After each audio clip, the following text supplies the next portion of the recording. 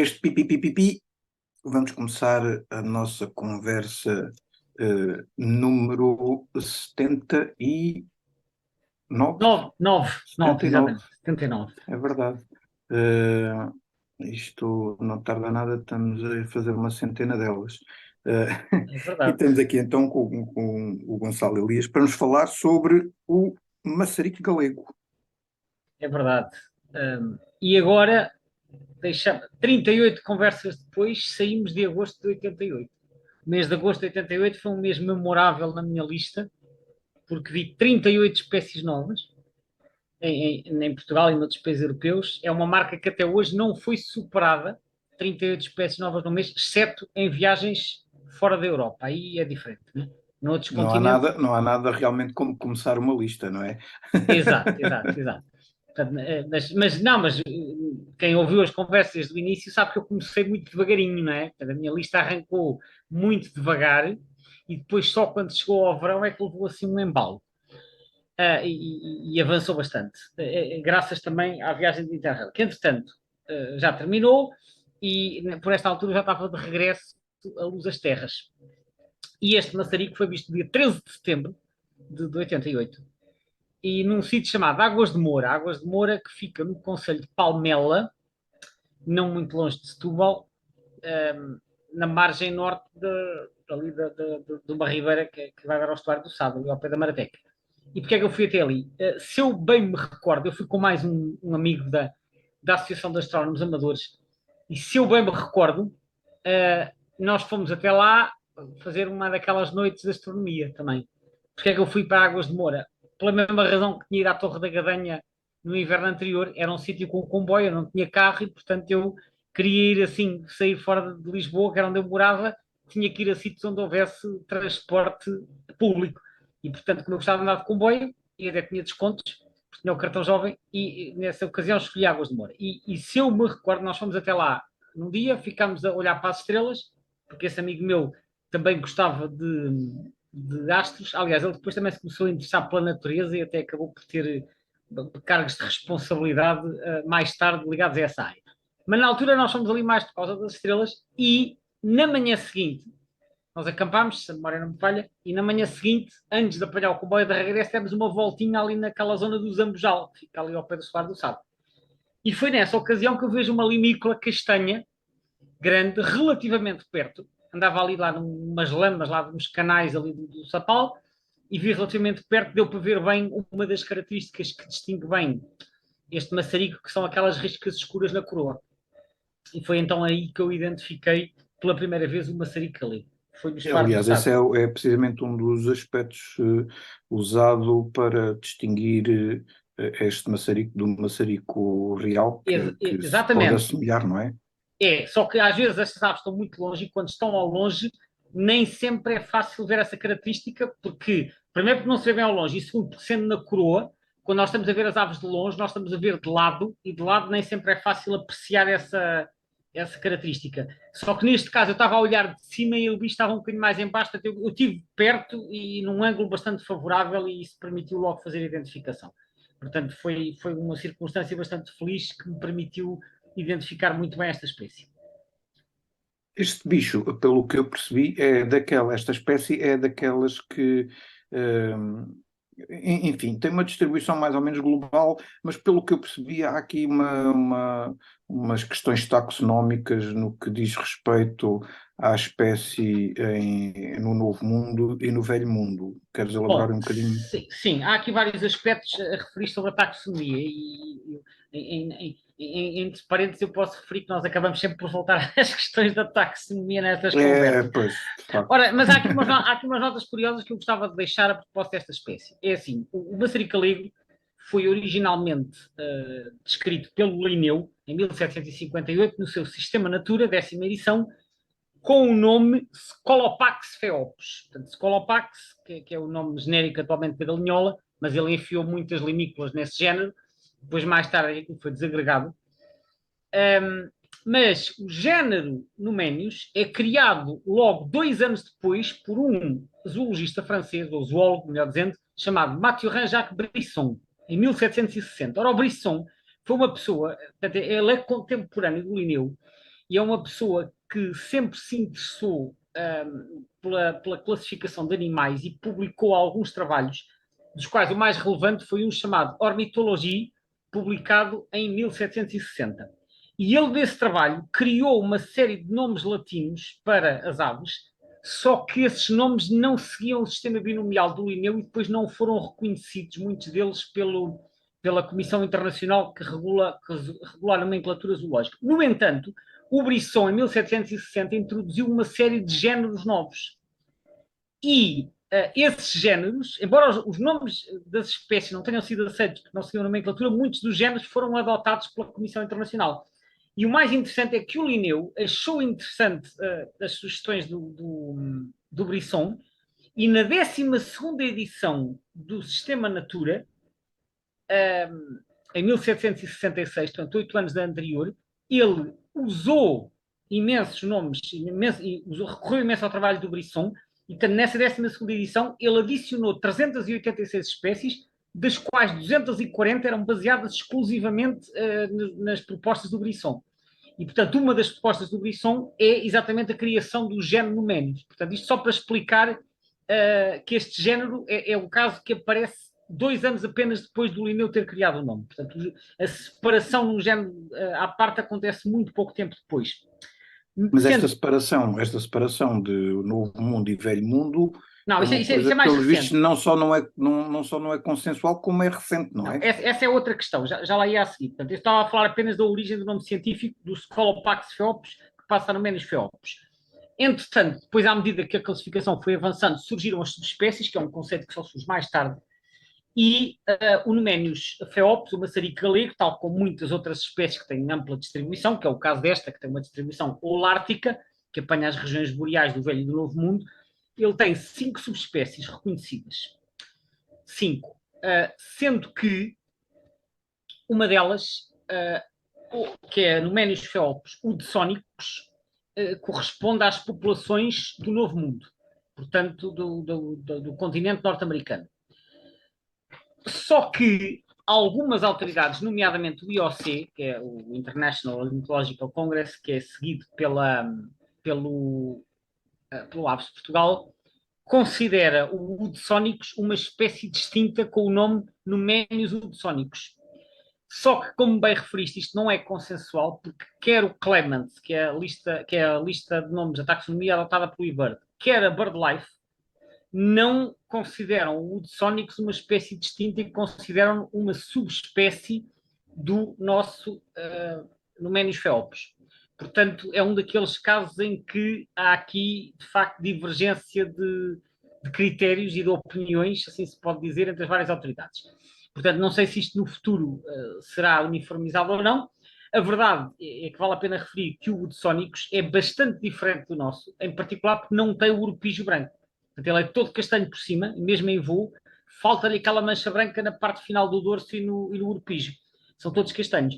E há um registro em Portugal continental de um indivíduo na Lagoa de Óbidos que foi visto durante 3 invernos seguidos. Pensa-se que fosse sempre o mesmo, portanto, que fosse sempre o mesmo indivíduo a invernar lá e que tenha voltado em anos sucessivos, que aliás é uma coisa que acontece às vezes com estas aves divagantes. E creio que também há vários registros nos Açores, não tenho agora presentes quantos. Portanto, é uma subespécie relativamente fácil de identificar. Tirando isso, depois há mais 4 subespécies distribuídas pelo Velho Mundo, sendo que a que nós temos cá é a Numénios feopes, e depois há outras que ocorrem na Sibéria, no Índico e no Extremo Oriente. Esta é mais uma daquelas aves que faz umas migrações assim, qualquer coisa de extraordinário, não é? Sim, sim. Esta é uma ave migradora de longa distância, que migra... Muito longa, pelos vistos, não é? Muito longa. Quer dizer, pronto, depende das populações, mas sim, muito longa. Não tão longa como, por exemplo, a andorinha do mar Ártica, que essa é campeã, como já vimos. Porque a mas andorinha não do mar anda Ártica... muito longe, pelo que eu percebi. Em parte, sim. O que acontece é que a andorinha do mar Ártica migra do Ártico até o Antártico. E é basicamente no Antártico que elas passam o inverno. O maçarico galego, primeiro, não nidifica só no Ártico, eles nidificam em latitudes subárticas, ali na Noruega, mas a Noruega mais para baixo, nos países bálticos, portanto um bocadinho mais em baixo. E segundo, eles não vão provavelmente para o Antártico, eles espalham-se pelas costas europeias, sul da Europa, mas América do Sul, América Central, a maior parte da África, o subcontinente indiano, a Austrália e a Indonésia. Portanto, distribuem-se um bocado pelas costas mundiais, como acontece um pouco com o pilrito das praias. Portanto, não são migradores de extremos como outras espécies que nós já falámos, mas são uma espécie que faz migração de longa distância, sem dúvida, porque nidificam acima dos 60 graus norte e invernam do Mediterrâneo para baixo, grosso modo. Agora, a E, migração é muito engraçada porque, por exemplo, nós em Portugal temos alguns indivíduos a invernar, mas eles claramente são mais abundantes na passagem migratória. E na passagem migratória, às vezes, é frequente vermos, encontrarmos bandos de 200, 300, às vezes 500 ou mais, que de repente chegaram ali a um estuário, estão ali uns dias, ou uma outra zona costeira, e estão ali uns dias a alimentar-se. Só que há uma curiosidade sobre esta espécie que já se suspeitava e que depois foi confirmada recentemente com o seguimento por GPS.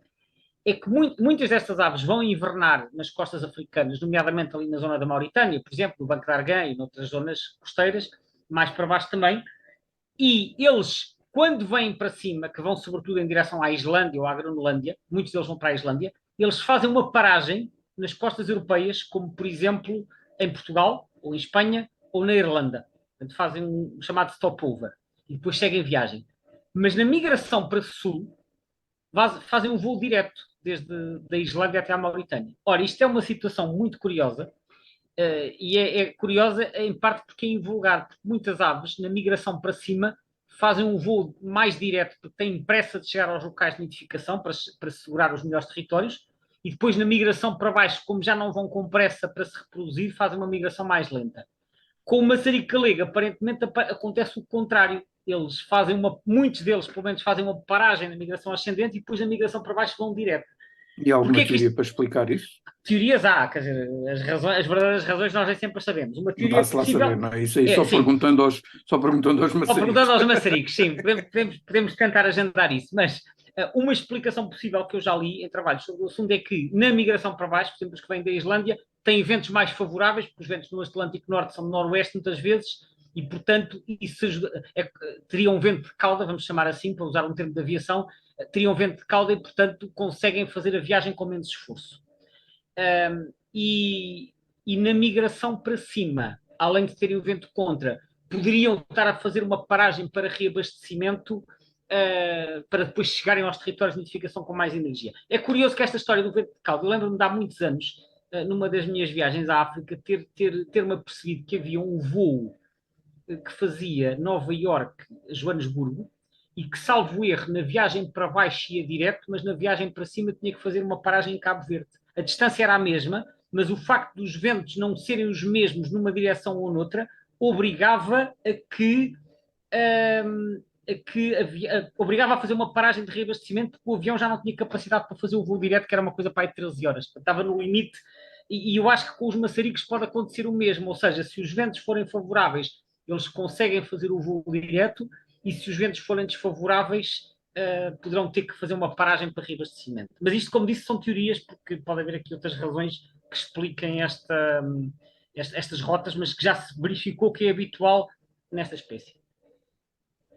Uma das coisas que eu também achei um bocado curioso agora nestas questões da distribuição da espécie é que quando nós olhamos aqui para o mapa do Weber, nós vemos registros em toda a Europa, basicamente, desde o interior até à costa, enquanto que quando saímos para, em particular, o Hemisfério Sul e não só, a maior parte dos registros aparecem em zonas costeiras. Isto será uma questão que corresponde efetivamente aos movimentos das aves, ou haverá aqui, digamos, também o facto que, humanamente, a distribuição das populações é mais costeira e nestas zonas onde se calhar... Quando dizes que na Europa há registro no interior, estás a falar de latitudes. Epá, quando eu vejo aqui no mapa de distribuição do Weber, a gente vê, eu não estou a falar, digamos, é o mapa dos registros, não é? Das observações. Mas é por toda a Europa, é por toda a Europa os É um registros, né? pouco por toda a Europa, sim. Bom, o que acontece é o seguinte, obviamente há aqui vários fatores a explicar isso, mas eu vou-te dar a minha interpretação. A primeira questão é esta. No norte da Europa, e sobretudo no norte estamos a falar da Dinamarca para cima, eles ocorrem sobretudo em água doce, porque é frequente entre muitas limícolas e anatídeos e outras espécies que são costeiros no inverno, mas vão para zonas de água doce na época de reprodução e, portanto, frequentam águas interiores, que depois abandonam no inverno. Talvez porque essas águas tenham melhores condições para a reprodução. Depois vêm para as zonas estuarinas ou costeiras no inverno. Esse é um dos fatores que explica porque é que mais a norte há mais risco no interior. Outro fator é que nas épocas nos locais de passagem, eles podem atravessar pelo interior, embora eles tendam a seguir junto à costa, as aves que vêm mais da Sibéria ou da Finlândia podem atravessar pelo interior, inclusive há registros no interior de Portugal e no interior de Espanha, não há muitos, mas há. E esse mapa do eBird diz-te onde é que há observações, mas não te diz a frequência com que eles ocorrem aí. Certo, certo. Agora, o que acontece é que nas zonas de invernada, nas quais se inclui Portugal e Espanha, eles têm uma distribuição marcadamente costeira e, portanto, o que nós vemos no resto do mundo é uma distribuição essencialmente costeira, tem a ver com as preferências de habitat. É claro que a gente poderia dizer, o esforço de observação se calhar também é maior aí. Em parte sim, em parte não, porque a verdade é que há outras limícolas que invernam no interior e essas têm registros no interior. Portanto, os maçaricos galegos, fora da época de reprodução, tendem a preferir zonas costeiras e isso está bem estabelecido. Não quer dizer, atenção, que não haja, nomeadamente em África e em certas zonas do interior da América do Sul, que não haja falhas de cobertura em zonas de baixa densidade populacional, certamente que as haverá. Mas isso não invalida que a espécie seja essencialmente costeira, como acontece com os piorritos das praias. Portanto, eles habituaram-se a explorar determinado tipo de presas que ocorrem essencialmente nos estuários. Eles consomem, sobretudo, invertebrados marinhos, crustáceos e moluscos e também peixes, né? Enquanto que nos locais de reprodução vão mais para os insetos, para as bagas e para as flores. Portanto, a dieta já está adaptada a um habitat que é um habitat diferente na época de reprodução e fora dela. Uhum. Em termos de conservação, esta ave, pelos vistos, esta espécie, pelos vistos, teve aqui uma evolução curiosamente positiva. Passou de vulnerável para Bom, quase sim, ameaçada, não é em verdade? Portugal, sim. Bom, contextualizar, a nível global e a nível europeu e a nível de Espanha, ela está pouco preocupante. Isto, aliás, é uma ave muito abundante a nível mundial, tem 2 milhões de indivíduos estimados, portanto, não há assim grandes fatores de ameaça. Em Portugal, ela estava vulnerável, efetivamente, e estamos a falar da população invernante, porque normalmente a lista vermelha avalia a população nidificante, exceto quando não há população nidificante ou quando ela é muito reduzida, e nesse caso avalia-se a invernante. E a invernante estava efetivamente como vulnerável, e no livro, na lista vermelha mais recente, passou a NT, que é quase ameaçado, com uma população invernante estimada de 5.000 a 2.000 indivíduos. Aparentemente, estes valores são superiores aos que havia nos anos 90, em que andava apenas nas escassas centenas. Agora andará entre as muitas centenas e 1 milhar ou 2. Portanto, nesse aspecto, aparentemente melhorou. É preciso, de qualquer forma, dizer que a nossa população invernante é uma população marginal em termos quantitativos, porque o grosso dos maçaricos galegos vai invernar à África e ao Médio Oriente e à Ásia. E, portanto, aliás, é uma coisa que acontece com outras espécies de limícolas, é que a maioria das limícolas que nós vemos cá, embora estejam presentes no inverno, como borrelhos e pilritos e trambolas, há um enorme contingente populacional que vai invernar à África e que depois aparece cá de passagem, e, portanto, a nossa população invernante muitas vezes é uma população marginal, e quando essa população marginal é muito pequena, às vezes isso tende a colocar as espécies na categoria de ameaça, sugerindo que elas estão em risco, quando na verdade nós estamos a apanhar apenas a pontinha. Portanto, é neste contexto que tem que ser interpretado este estatuto de ameaça. É por ser uma população marginal, não significa que ela esteja de maneira nenhuma em risco. Gonçalo, em jeito de despedida aqui dos nossos ouvintes, para concluirmos a conversa, o que é que tu recomendas locais para fazer a observação desta espécie e calendário? Bom, o maçarico galego ocorre em duas épocas distintas. Ocorre no inverno e ocorre nas épocas de passagem migratória. No inverno, ocorre ao longo de todo o litoral, embora com maior expressão no centro e no sul, e os sítios onde eles aparecem, e às vezes até se deixam ver razoavelmente perto, é nas praias com alguma rocha, naquelas praias rochosas do litoral centro e sul, aparecem às vezes em portos e em quebra-mares de diversos locais do país. Aparecem em portanto, praias mais rochosas também. Às vezes também aparecem em estuários, e depois, nas épocas de passagem, sobretudo na passagem de primavera, aparecem de vez em quando alguns bandos, sobretudo no final de abril, início de maio, aparecem bandos que podem ter algumas centenas de indivíduos e esses ocasionalmente até aparecem noutros habitats, como zonas assim de prados e outro tipo de habitats encharcados que não são necessariamente estuarinos. Portanto, mas esses aparecimentos são sempre um bocadinho mais imprevisíveis. Portanto, eu diria que a melhor aposta para conseguir ver alguns perto é procurar visitar um porto ou uma praia rochosa do centro ou do sul do país durante o período de invernada. Provavelmente, quando esta conversa for divulgada, está na altura de começar a tomar atenção, não é? Quando a conversa for divulgada, que será talvez ainda durante o mês de abril, é a altura em que começam a aparecer os tais bandos migradores que em certos anos envolvem muitas centenas de aves. Vamos ver se este ano também. Por acaso, uma vez, só para terminar, contar um episódio, estava no Algarve, perto de altura, que é ali no Conselho de Castro Marinho, e estava na praia, estava a procurar umas gaivotas, e de repente vejo um bando de aves castanhas a vir do mar, a vir do lado sul, a dirigir-se para nordeste, e eles passaram por cima da praia, não muito longe de mim, a dirigir-se em direção à reserva. E estávamos no final de abril e eu a pensar, olha que engraçado, isto é claramente um bando de maçaricos galegos, daqueles que vão emigrar para norte, que estão a subir o Atlântico e que vão fazer um stopover aqui em Castro Marinho, porque eles passaram mesmo na diagonal, direitinhos à reserva de Castro Marinho. E a data era perfeita para isso. Era um bando ainda com, não me lembro, mas 80 ou 100, todos assim a voar em formação, vindos do mar. Foi a única vez que eu vi assim um bando de maçaricos galegos a chegar à imigração. Foi muito giro. Muito giro. Obrigado, Gonçalo. Obrigado a quem nos ouviu também. E despedimos então até à próxima conversa. Obrigado, Zé. Até à próxima. Já agora, só para recordar, no canal YouTube do avesportugal.info há lá, está lá disponível um vídeo sobre os grandes maçaricos, não é? Em que se fala desta espécie também. Exatamente, a identificação dos grandes maçaricos.